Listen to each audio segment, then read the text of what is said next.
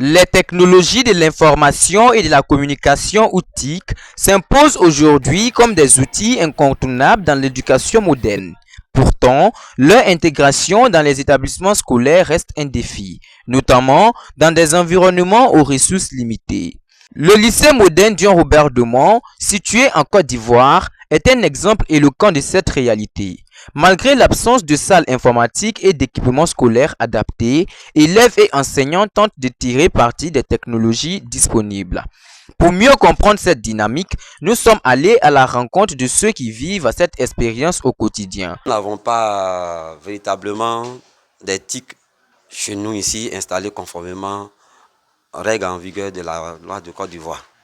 Donc on fait un appel au ministère de pouvoir installer les éléments de TIC pour que nos enfants puissent apprendre, puissent s'imprégner de la vie scolaire. Nous n'avons pas encore de salle informatique. Je veux une salle informatique dans mon lycée et j'aimerais faire une demande au ministère de l'Éducation nationale. Malgré ces difficultés, il parvient à rendre ses cours interactifs, captant l'attention de ses élèves et facilitant ainsi leur apprentissage. On a ici, on veut faire l'addition des 3 couleurs primaires. C'est-à-dire, on va prendre le rouge plus le bleu, on va obtenir le magenta. Pour les élèves, les TIC sont bien plus qu'un simple support pédagogique, elles permettent de compléter les cours traditionnels et d'explorer de nouvelles façons d'apprendre.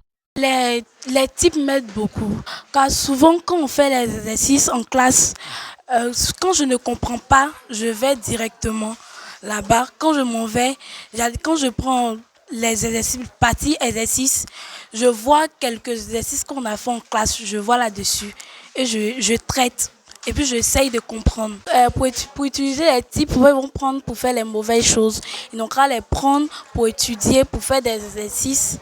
Et ceux qui font les mauvaises choses, s'il vous plaît, arrêtez de faire les mauvaises choses sur les TIC.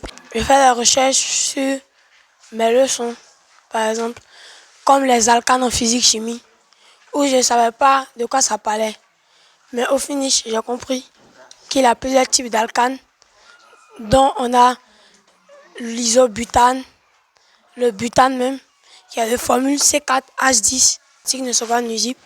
Ils aident plutôt les apprenants comme nous à faire des recherches, à connaître mieux nos leçons pour ceux qui ne comprennent pas en classe et aussi à connaître des choses aussi de la société. Les enseignants de leur côté appellent à un meilleur soutien avec des investissements dans des équipements adaptés et une formation continue. J'utilise sincèrement dit les appareils. J'utilise la tablette, j'utilise mon smartphone, j'ai mon ordinateur qui est là, que j'utilise conformément. Mais en ce qui concerne la projection des cours sur le tableau, nous n'avons pas des matériels qu'il faut. Je prends le cas pratique du lycée Dion Robert Demont.